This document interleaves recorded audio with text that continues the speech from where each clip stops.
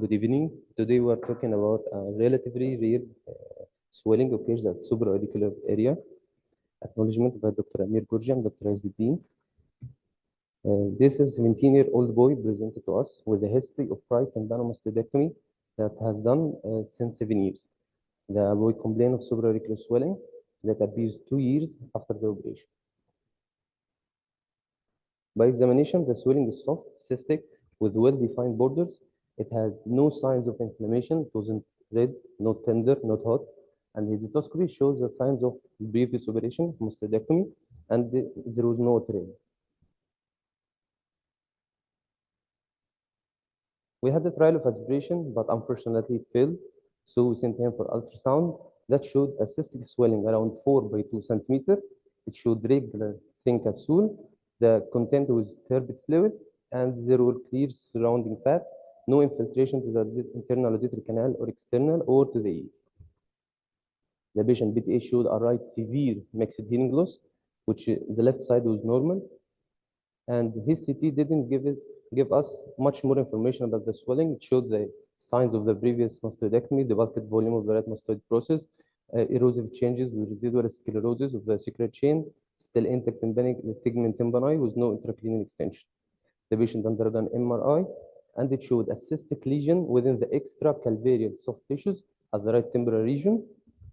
There was no osseous changes, no intracranial extension, and no communication with the external auditory canal.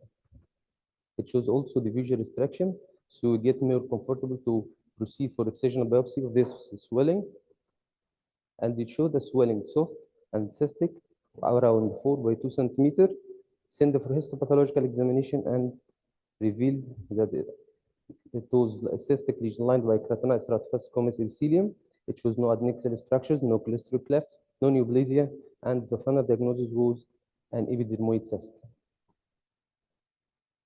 Dermoid and epidermoid cysts are subcutaneous cysts lined by a thin layer of ectodermal squamous epithelium.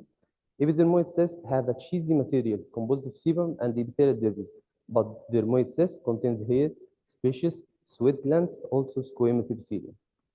But epidermoid cyst could be congenital or acquired. Maybe congenital due to failure of the ectoderm developmentally to separate from the neural tube, or acquired, like our case here, from traumatic implantation of squamous epithelium, also from obstruction of sebaceous gland duct. But not every epidermal cyst is a sebaceous cyst, because epidermal cysts are filled with the dead skin cells, but true sebaceous cysts are filled with yellowish oily material. Epidermoid and dermoid cysts in head and neck regions, they constitute about 7% of all cases. When we face a supraauricular swelling, we should think on so much diagnosis. For example, when you see something like that, a swelling on top of a scar, most probably or commonly occurs in African view, maybe a auricular keloid. When you see a swelling like that, red, hot, and tender, possibly draining pus, it may be mastoid abscess. When you see a swelling like that, maybe like we have said, dermoid cyst contains hair, sebaceous, and sweat glands. And it also may be due to a first branchial cleft, which occurs due to failure of fusion of the first branchial arch, especially type 1 around the vena.